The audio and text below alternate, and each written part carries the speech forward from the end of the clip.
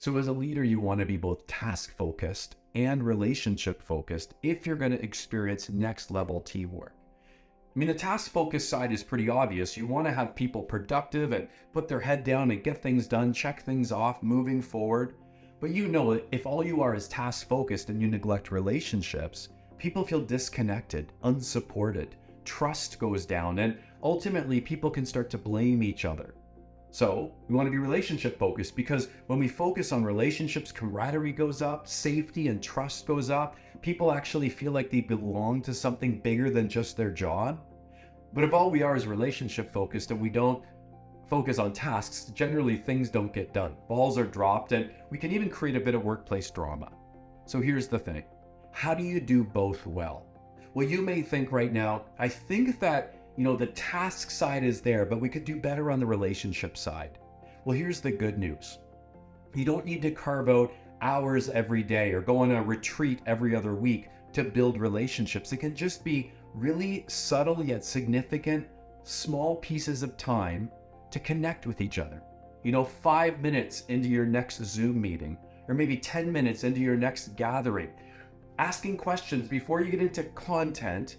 Carve out a bit of time for connection. Here's 3 questions that I often ask that I find build that connection. Number 1, what podcast or music album or playlist are you listening to the most these days? What album or playlist or podcast would you be listening to the most? And you'll find fascinating things about each other through that. Second question, what's the one thing you're most excited about in the season ahead? Go around and hear from everyone. The one thing that you're most excited about in the season ahead. And the third question that I love to ask is, everyone share either your first job or your worst job. By just carving out a little bit of time to ask a question like that before your next meeting starts, you'll create that sense of connection. You'll build relationships. Now, you may be saying, no, we're great on the relationship side. We probably could do a bit better job at being task focused. Well, remember, there's a difference between being busy and being productive. And to make sure you're productive, based on all the research that I've reviewed and teams that I've been part of, you really want to make sure your team can answer yes to 3 key questions. Number 1 is that everyone could answer yes to, do I know what's expected of me in this position? And it can't just be a job description. That person would need to know what it looks like today, at the end of the week, at the end of the month. Am I clear on what's expected of me? The second question is, are my teammates committed to delivering high quality work? Are they engaged and committed to delivering?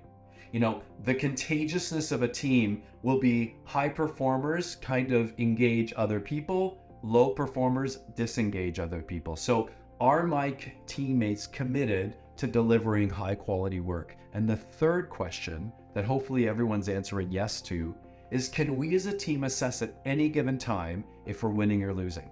Would we know if we're winning or losing? That's easy to answer if maybe you're in sales or marketing, but if you're in HR or a job where it's harder to quantify or qualify, how would we know if we're winning or losing?